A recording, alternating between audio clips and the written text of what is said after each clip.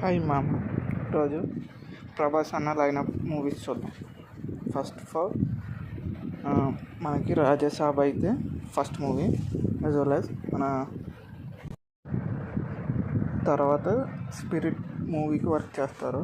Spirit movie అయిన తర్వాత కల్కి 2 స్టార్ట్ అవుతుంది. కల్కి 2 స్టార్ట్ అయిన తర్వాత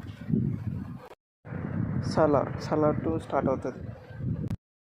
అయితే ఈ లైనప్ మూవీస్ ఎప్పటిదాకా ఉంటాయంటే ఆల్మోస్ట్ 5 years పట్టొచ్చు మేము. 5 years ఆర్ 7 years పట్టొచ్చు గ్యాప్ కవర్ చేయడానికి.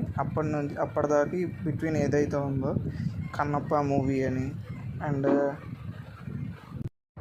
ఫౌజీ మూవీ అని ఇలాగ మూవీస్ని రిలీజ్ చేయడం ట్రెండ్ చేస్తారన్నమాట.